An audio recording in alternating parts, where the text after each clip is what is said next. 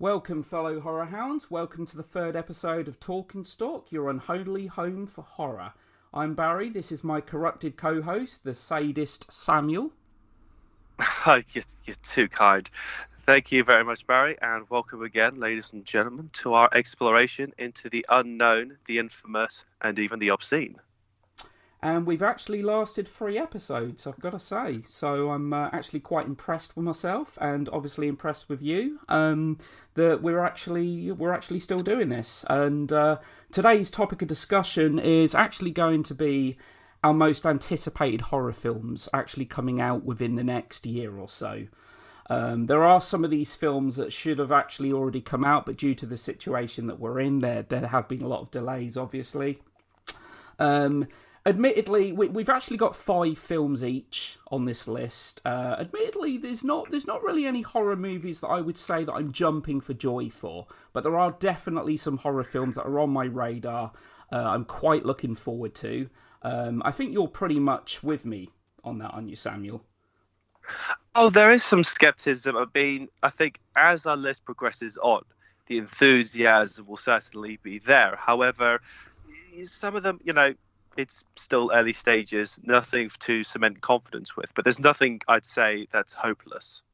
No, I think there's certainly the potential for some good horror films within the next year or so. So we're going to get the ball rolling. In the number 5 spot for me is a film that should have come out earlier this year, but obviously it's been delayed because of the situation that we're currently in. And this is Candyman. Now, another film, The Conjuring 3 and Candyman, were kind of jostling for this 5th spot. I actually really like The Conjuring and Conjuring 2 for what they do. But it's been a long time since we've had a Candyman movie. The last Candyman film was straight to DVD. It was called Candyman Day of the Dead. It wasn't particularly good. And Candyman is actually one of my favourite horror films of the 90s, released back in 92. Now, I actually thought at first this was going to be a remake. But from what I understand, it's being classed as a spiritual sequel to the 92 movie. As I say, it's one of my favourite horror films of the 90s. I love the score in the original by Philip Glass. It's both beautiful yet haunting. Tony Todd made for a great horror icon with Candyman, his presence and deep commanding voice. With this movie, from what I can understand, Jordan Peele's actually attached to it. Jordan Peele's obviously made quite a name for himself with the likes of 2017's Get Out and Us, both of which I really liked. Obviously, he's at the helm of the Twilight Zone at the moment as well, which I think is a little hit and miss. But yeah, he's actually writing the screenplay. He's a co-screenwriter for this movie. And from what I know, Yahya Abdul-Mateen, I apologise if I pronounced that incorrectly. He was actually Black Manta in Aquaman, and he actually is playing the grown-up boy, Anthony, from the original Candyman, grown up. So this is actually set many years later. Candyman, I found Candyman quite a scary film, the original movie. It's a supernatural film. It certainly has some slasher elements to it, definitely. But with Candyman, I'm expecting, because like I said, it's been a long time. It's not one of them oversaturated horror movie franchises, and I think there's some potential here. So it's a sequel set many years later, and I'm quite looking forward to it. What about you, Samuel? Well, the original one I thought was a stroke of genius. And for any of you collectors, Arrow Video's collector's edition of Candyman is absolutely beautiful, with both the R-rated version as well as the full version. On the one hand, the fact that it's a sequel, I think is the right choice. It sort of leans close towards a Halloween 18 in terms of making it a direct sequel. Not necessarily the problem. The thing that makes it a grey area for me is that Jordan Peele, I think, is a very, very good director. I'm just not a fan of his writing. And I'm very lukewarm with Get Out, whereas I slightly prefer Us. So, anything can go, really. So, no, I say bring it on, I say. Well, originally there was actually a Candyman 4 plan for many years, actually, and it ended up in production limbo, and the film never happened, which is probably a good thing. The movie was stuck in development hell for a hell of a long time. Now, I know Tony Todd is in this film. That has been officially confirmed. But as to whether, I've heard differing reports that he has quite a sizable role in this film, but I've also heard that he has little more than a cameo. Now, I thought the trailer was really good, suitably creepy, and I'm kind of getting the impression that it's kind of Candyman passing the torch on to the young Anthony character from the original movie. But what I like about Candyman, it's a horror film, but it had heart to it. Because I think at its core, it was kind of a love story, a tragic love story. But yeah, that's the first film that I'm quite looking forward to. What's in the number 5 spot for you, Samuel? Well, there's a reason for this to be number 5. So, I mean, it deserves recognition. However, it's Evil Dead Rise, the newest installment in the Evil Dead franchise. It's set to be directed by Lee Cronin, whose directorial debut was The Hole in the Ground, which came out last year. From what it sounds like, it was well executed, it was decently directed, had some very good performances, even if it is Phil's derivative, I think the term is. You've got Sam Raimi, Bruce Campbell, and Rob Taybert, I believe, all the original creators of Evil Dead, all as producers. It's said to be set in a skyscraper, so a nice little change of environment. The reason why it's at number 5 is, well, we know the sad story that Bruce Campbell hung up his broomstick and chainsaw after the cancellation of Ash vs. Evil Dead about 2 years ago. Still haven't got over that. It'll be interesting to see. Well, no, of course not. I mean, the way that the last season ends with such a tease to such greatness that could have come come afterwards. So, I want to have some hope, and I still have some hope. However, maybe it'll be a surprise that Ash Williams could come back. However, we don't know at this point. No, I mean, I am excited for it. I am, because I still think it's a bit of a shame that we're not actually getting a direct follow-up to the 2013 Alvarez film, which I actually thought was good. I thought as remakes go, it was actually a good example. Obviously, as kind of mainstream horror films go as well, it was pretty hardcore. And I was very apprehensive about an Evil Dead, reboot, remake, if you will. But I actually thought that was good. And come on, Evil Dead meets Die Hard. I think that, I'm looking forward to it. As you know, I'm a big fan of claustrophobic films, so I'm liking the idea that it's set in a skyscraper. As you getting on to Ash vs. Evil Dead, yeah, it's a shame, because I thought that show was fantastic. I thought that show was really good, and for us, I know obviously you're a big fan as well, and it gave the fans what they wanted. The humour, the gore, and it just without doubt, yeah, it just perfectly captured the spirit of the film franchise. And to me, Bruce Campbell is like a B-movie god. I'm looking forward. So, are you expecting this new Evil Dead film to be dark in tone, or are you expecting it to veer more into kind of comedic territory? I'd say it's much closer to that of Evil Dead 2 than I would say of The Evil Dead. Okay. When I say about The Evil Dead, I'm talking about it as if it's a straight-laced, hardcore horror. Yeah. So I'd like that to be the case.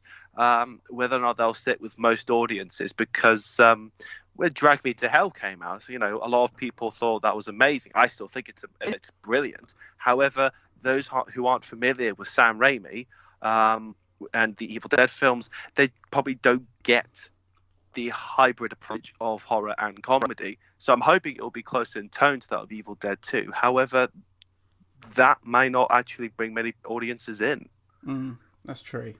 Okay. Well, moving into the 4th spot for me is a film that has actually been released in Korea. It is a Korean movie. It's called Peninsula. And it's the sequel to the 2016 movie Train to Busan, which I thought was a great horror movie. It was, to me, the best zombie film in years. And not only the best zombie film in years, I actually think it's probably one of the best zombie films of all time. This is a movie that really took me by surprise. Now, I'm a big fan of Asian horror. I love Asian horror. Everything from Ring, The Grudge, Shutter. This movie, I'll admit, I think there's kind of an oversaturation of zombies within the mainstream when it comes to horror, so this isn't a film that really kind of got on my radar, but when I watched it, it was, it's intense, it's claustrophobic, and above all, it's really emotive. This film actually has characters that you genuinely root for. The train setting works brilliantly. As I say, it's very claustrophobic. I do believe it's actually the highest grossing Korean horror film of all time. But yeah, Peninsula, from what I've seen of it, now, I know there's been some early reviews, and the reviews haven't been great. The reviews have... It's apparently supposed to be quite weak compared to the first film. I still really want to see it. But it's clearly set on a bigger scale. The first film had a great sense of claustrophobia. This movie is kind of... You got like Night of the Living Dead, where pretty much, the whole film's in the farmhouse. Dawn of the Dead was, on a much grander scale. This seems to be the case for this film. So I'm kind of expecting a lot more action in this movie. It's going to be more of they're going to big zombie set pieces, etc. I mean, visually it looks great. I'm really looking forward to it. But it's got a lot to match up to top Train to Busan. But if it can get anywhere near it, I'll be very happy. Have you seen Train to Busan, Samuel? No, to be honest, I didn't hear about it until you recommended it. And I'm sorry to say that I haven't been able to find the time to watch it. I certainly take your word for it. Oh, we're going to fall out soon, man.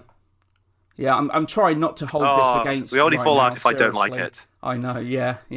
And then, that's a deal breaker. Like I said, our friendship's going down the toilet. Hey, do you know what? The day that I say that I don't like the film, I will not argue with you on that one. But yeah, bigger doesn't always mean better. But this is certainly a bigger film in terms of its scale.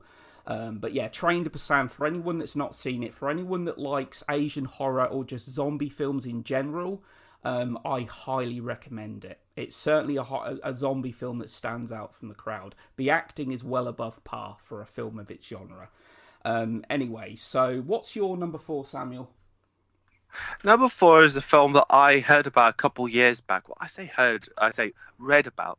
It's called Zombie Natrix, an amazing title with a killer tagline. She's into whips and brains.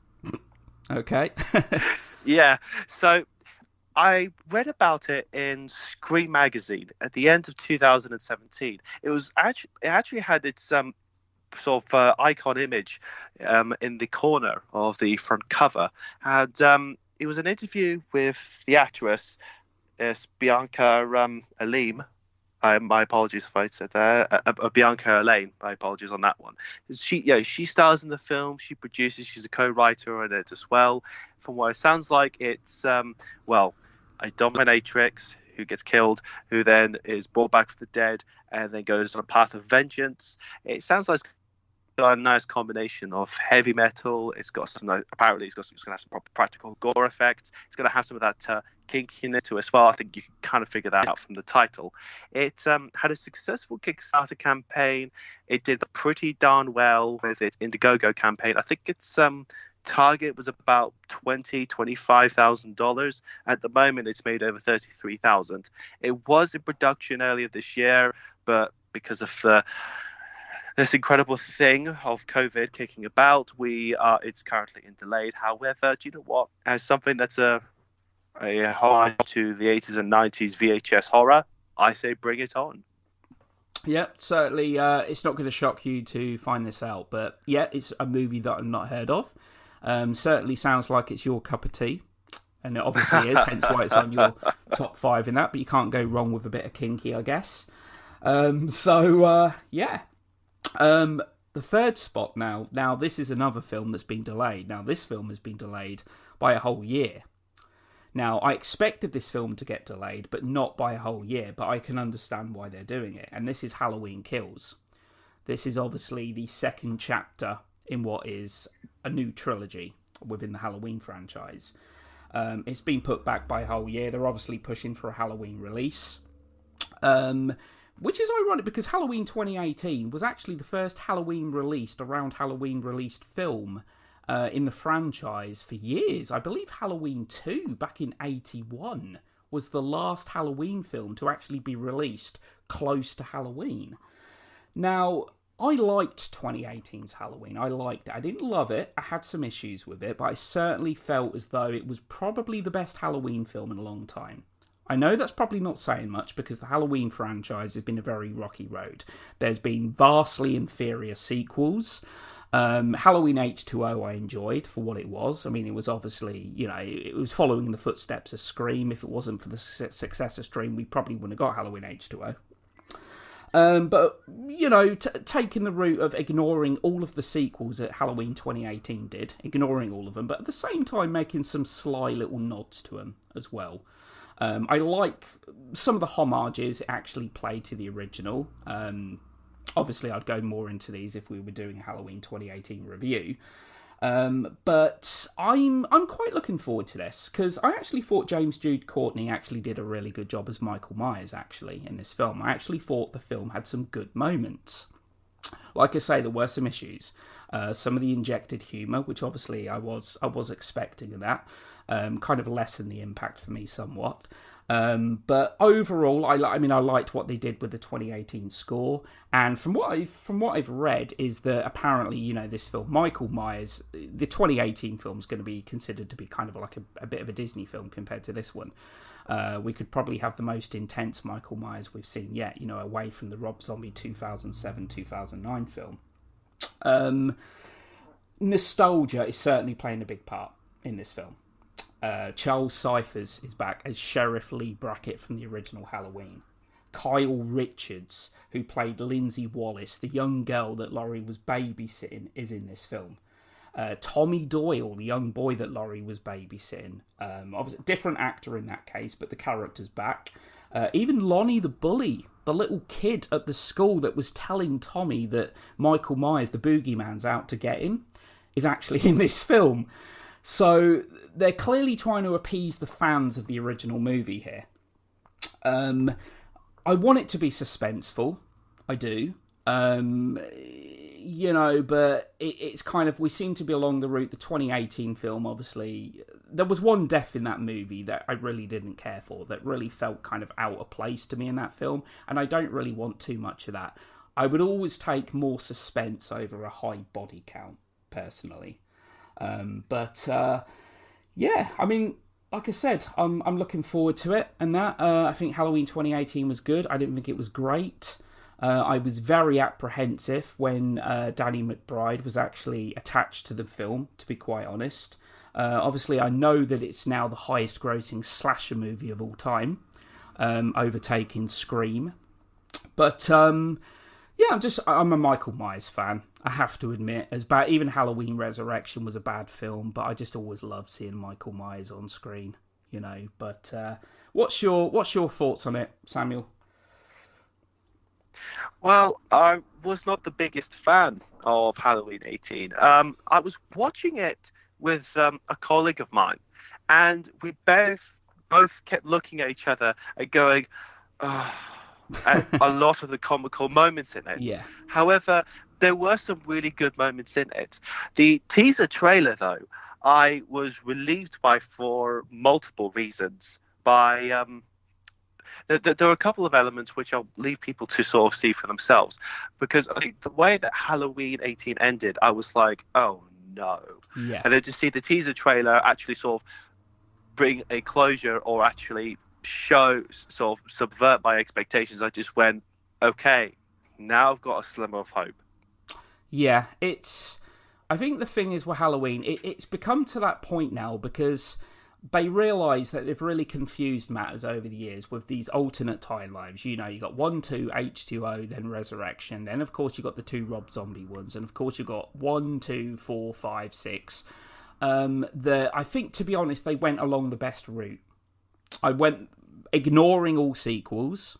40 years later. I like the fact that, again, nostalgia, Nick Castle, the original Michael Myers from the original 78, was actually in just literally one scene. The kind of iconic scene where he puts the mask on for the first time in 40 years and that.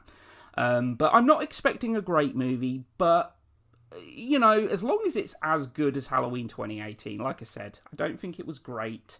But it was, I think, probably the best Halloween film in a long time. Certainly a step up from Halloween 6, The Curse of Michael Myers, which is an abomination in my eyes. But yeah, what's the number 3 on your list? This was a film that I discovered completely by accident. It's called Justine, which is an adaptation of the Marquis de Sade's notorious piece of work.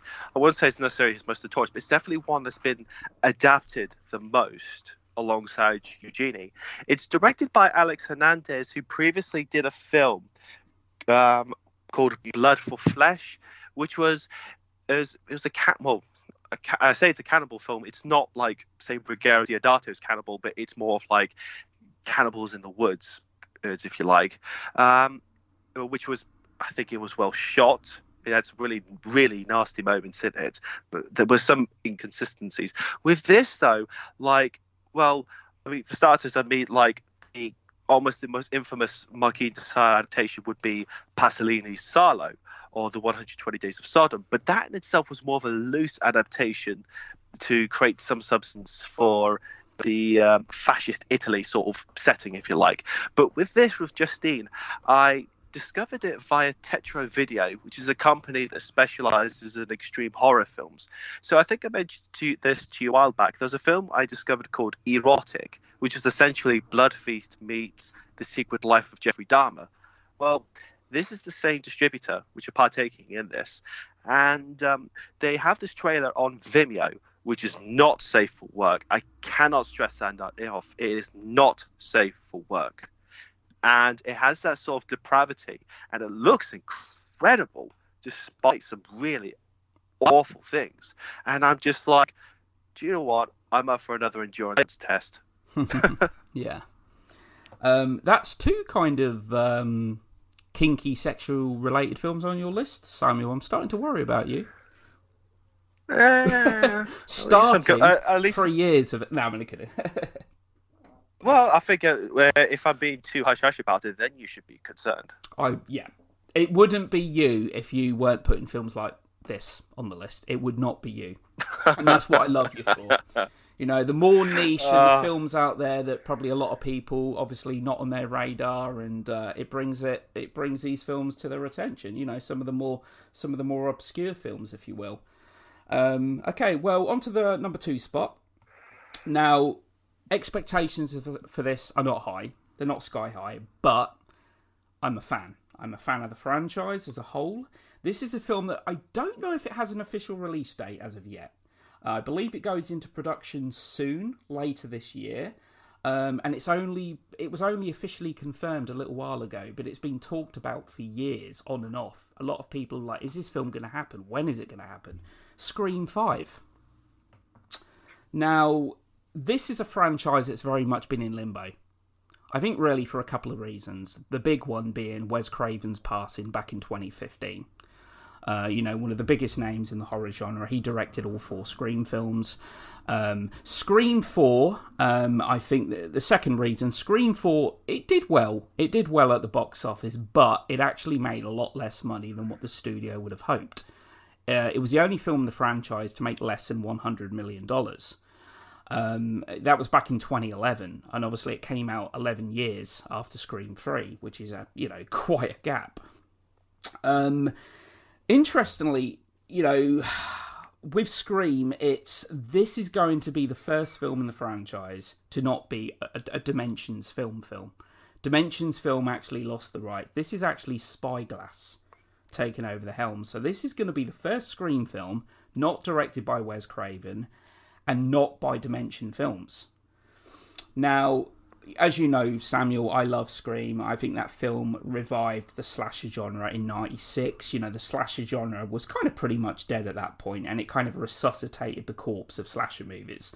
It's a film that celebrates and pays great homage to the genre whilst, playing with the conventions that we've all come to know and love.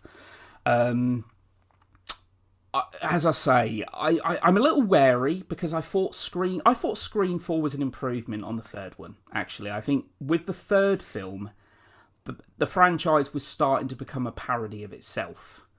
And I think the third film really lacked Kevin Williamson's writing duties. Kevin Williamson didn't write the screenplay for the third movie. He wrote the first two and the fourth one. Now, from what I know, Kevin Williamson actually did write screenplays for Scream 4, 5 and 6. Now, 5 and 6, I don't believe that he wrote. I don't believe they're going to get used for this film as a whole new screenplay, which makes me, again, a little wary, because I think Scream is at its best when Kevin Williamson is actually writing it. So it's not written by Kevin Williamson. I mean, that guy has a clearly ardent love for the horror genre. He knows the horror genre well. Halloween is the film that inspired him. It's his favourite film of all time. Obviously, it's good to have David Arquette. David Arquette's back on board, officially confirmed, as is Courtney Cox as Gail Weathers. Nev Campbell's is in talks. I don't believe it's been officially confirmed as of yet, but I would put money. I would put my whole bank account, which isn't much, but I would put all my money that Nev Campbell is going to return also. I don't know what to expect from this film. Because the first one paid homage to slashers, the second one was sequels, the third one was trilogies, and the fourth one was reboots. So, because I thought the fourth film was kind of a satisfactory end, to be honest. I thought the fourth film was okay. I thought it was better than 3. But I'm still excited because, you know, being the fanboy that I am, I want to see Ghostface back. I want to see that costume back. I just want to see a really tight... They're never going to be able to replicate the first Scream again, because there were talks of a remake, and thank God that's not happening. I do not want to see Scream ever remade. So, I will stop ranting on that. I know you're quite a Scream fan as well, Samuel. What's your thoughts of a fifth one? It depends on how they go with it. As you said, like Wes Craven's direction as well as Kevin Williamson's script were sort of the pinnacle. The absolute, like, if you had to give a score rating, they were like the 5 out of 5 aspects of the original Scream. And Scream 2, I thought, do you know what? It may not have been as effective as the original, but it was still surprisingly pretty damn good. And it makes no sense. And it makes perfect sense that Scream 3, that Williamson did do, would be sort of the least effective. I mean, the way I see it is this: so long as it's watchable and more watchable than the MTV series, which may not necessarily say very much because I found that borderline unbearable. Yeah. However, so long as it has the same watchability as Scream 4, then I'll be okay. It'll be a challenge. However, if they pull it off, you know, kudos to them for taking up such a high risk opportunity. I mean, to be honest, it's. I mean, the fun thing, you know, the clever aspect is in Scream 4, they talk about how these sequels just go on and on and on. You know, they talk about this, and then we're getting a fifth Scream film. That was in the fourth movie. They were talking about that. But Scream was just such a clever film. It was just so... It was a film for ardent horror fans. If you are a horror fan, there are so many Easter eggs and so many... It's just great fun. And as you said, Scream 2 was a really good sequel, and I put it only just behind the first Scream. As sequels go, certainly within the slasher genre, it's one of the best, if not the best. Scream 2 is very good. I mean, not that it has any relevance. I know its Rotten Tomatoes score is actually higher, but we won't go into that. But yeah, I'm looking forward to Scream 5, but at the same time, I'm apprehensive. But we'll see. It's like you say, we haven't got Williamson, we haven't got Craven. It's going to be, I'm a little scared, but kind of excited at the same time. But anyway, what's the number 2 for you? Oh, a nice little niche one for you. No. It's one of the newest films by the man known as the King of the B movies. He is known as Beelzebub. Now, to say someone's interesting is one of the most insulting compliments you could ever give anyone, because it's such a vague word to use. Beelzebub, though, is very creative, and there's a level of genius with what he does. So he's done really dark comedies, he's done exploitation films, he's done horror, he's done documentaries, and this is technically his first slasher film. So and anyone who's familiar with his films, I mean, there is a real exploitation vibe to his films. I mean, he certainly likes to have scarcely dressed women in his films, some of them, you know, who fourth base in terms of nudity, but there's a real comedic element to his films that stops them from being somewhat unwatchable. They're quite weirdly engaging. I remember in one of his films, I think it was called Ant Farm Dickhole. Yes, it exists. I apologise to the listeners. I know we're corrupting your ears right now. I am sorry. No, sorry, not sorry. Where Beelzebub would sometimes star in his films. He walks up to this woman randomly sunbathing in the middle of the forest in a bikini, and they start having this weird sort of explicit, like philosophical conversation. And you have that from time to time in his films. With this, he's claiming it to be sort of his gorier than most of his other films, which I mean, I think the worst horror movie ever made, or was it Horror Odyssey, which is technically a re-edit, it's got some pretty gory moments in it. He's pretty good with doing nasty stuff. So he did things like Depraved, Breaking Her Will, Kill the Scream Queen, and Captive Audience. He knows how to replicate torture scenes. He knows how to be nasty.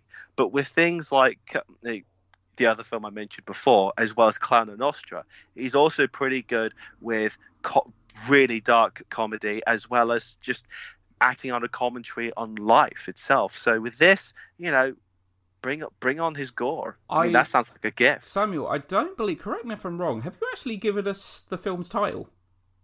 Sicko. Did you actually say Sicko? I'd like to think so. I probably said it very quickly because it's a short title. I was like, what is this film called? So just to reiterate, so the film is called Sicko, directed, written, edited, starring Beelzebub, wearing a sadistic mask, going around stalking women, cutting them up. So that in itself is a gift. A Beelzebub slasher film had a successful job with a crowdfunder. No thanks to Indiegogo, though. There's been some, I guess you could say, censorship issues. However, hopefully by the end of this year, we'll be getting our hands on that depraved little masterpiece. I mean, the title pretty much says it all, doesn't it? Sicko. Yeah. Very self-explanatory, isn't it? Okay, well, number one spot now.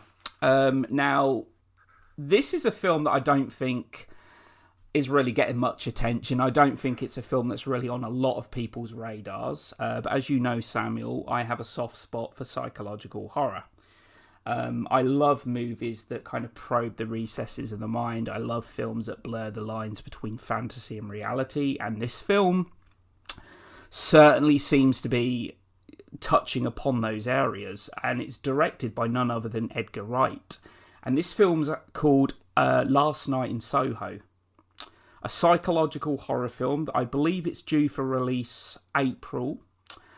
And Edgar Wright, good director. Really like Edgar Wright. Obviously for 2004's Shaun of the Dead, Hot Fuzz in 2007. I really liked Baby Driver, which I only watched for the first time just a few months ago. I'm intrigued to see Edgar Wright tackle an all-out horror film. Now, from what I know, this movie actually is very much in the vein of Polanski's 1965 Repulsion, which is one of my favourite psychological horror films. And there's also echoes of 73's Don't Look Now, which again I think is a great example of a slow-burning psychological horror film. So that has me excited in itself. Films, this film is going to actually take some inspiration. I don't know to what kind of degree of them films. It stars Anya Taylor-Joy, who's obviously a pretty big star now. She's come a long way in quite a short space of time. Obviously, she stars in the likes of Split, Morgan, 2015's The Witch, which was actually one of my favourite, if not my favourite horror film of 2015.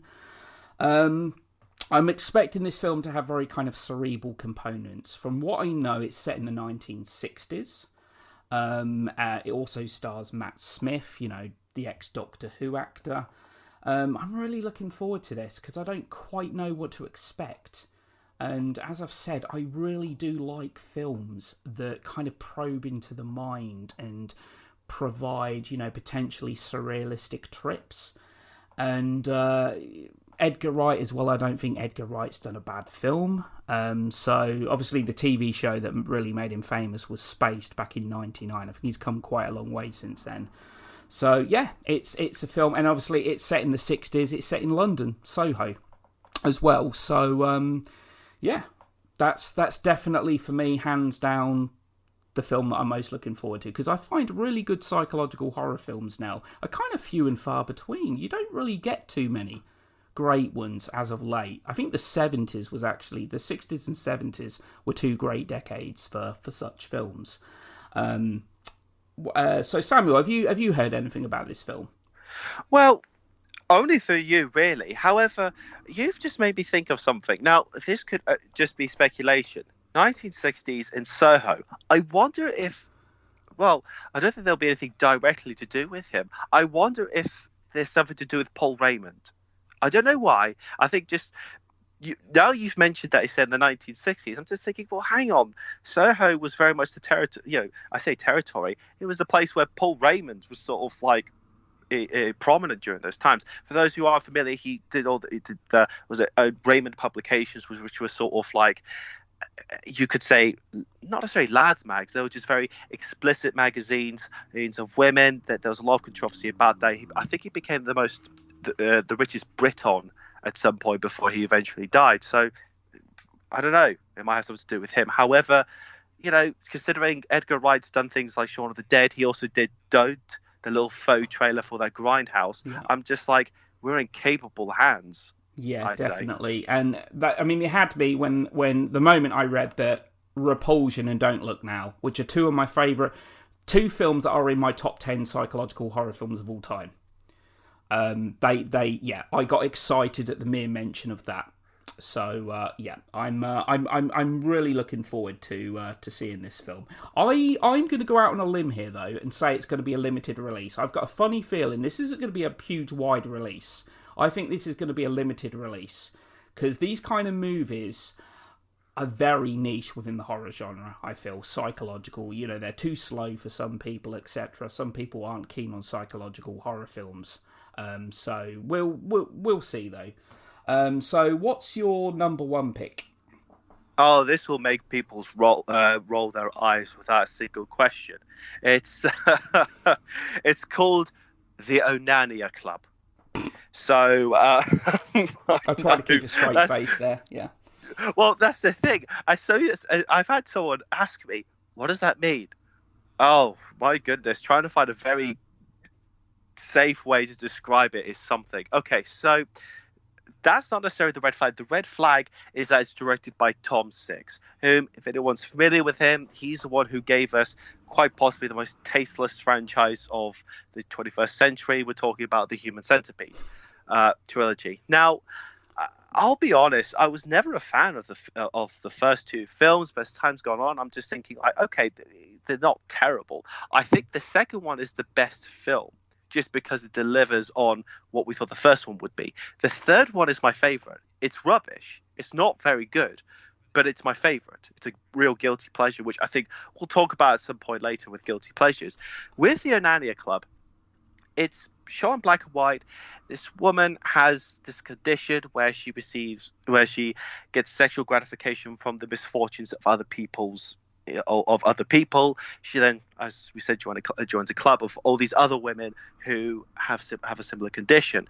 Now, for what I gather, it is a very jet black comedy, and it's supposed to have some really, really horrific scenes in it. So far, I've read positive stuff. I think it's either Starburst or Little White Lies. They gave it an 8 out of 10. You've got film critics and authors like Kim Newman and Alan Jones, the latter being the founder of Fright Fest, being very positive about this as well. So I just want myself I'm just up for something a little subversive. The reason why it kicked such a big fuss was when the trailer came out, it showed a scene in which the women were gratifying themselves to watching the World Trade Center. So that, needless to say, I know it caused a reaction indeed. So you wonder, oh dear, what else could be in this film? And again, I'm up for something that's button pushing. I think there's an interesting subject matter about dark tastes and pushing the limits and such. I'm happy to check that out. So yeah, number one, deal with it, for better or worse, is Tom Six's The Anania Club. Yeah, this is a film you told me about recently. I've seen The Human Centipede. Yeah, it's a pretty disturbing film. As you said, not overly graphic. Just the concept alone is pretty disturbing. I've only seen bits and pieces of the second film, which pretty much makes the first one look like a Disney film. Which is exactly what Tom Six said. No, yeah, he said it at that, and then he said the third film would supposedly make the second film like My Little Pony. Yeah, I don't. I don't think I'm going to jump into the third one. If I'm honest, I don't think I could even watch the sequel from start to finish. But yeah, I've seen the first one. Yeah, that was kind of enough for me. But yeah, that was certainly I say strange choice. But yeah, that's a kind word to use. Yeah, certainly. I've just got images of that scene in my head now, and I don't think I'm going to sleep tonight, to be quite honest. You're welcome. But yeah, so I think that concludes today's episode. I mean, there were some honourable mentions, but we tried to condense this as best we could. As I say, The Conjuring 3 was kind of jostling with Candyman. The other honourable mention, quickly, was Antlers, a monster movie that's going to be produced by Guillermo del Toro, who I think is a great director. I'm a big Guillermo del Toro fan, but yeah, just missed out of my top 5. Did you have any honourable mentions, Samuel? Not really. It was just cut plain and simple, really, for me. Really, with my 5, there's nothing else really on my radar that's of any worthy of discussion. Okay, that's cool. Okay then, well, that concludes our 3rd episode. Thanks for listening, and we'll be back again to torment and haunt you, hopefully in about a week's time. Yes, indeed. Thank you very much. Remember to lock your doors and take care of your loved ones. And I promise it's not me up in the tree outside watching you. Take care. Goodbye.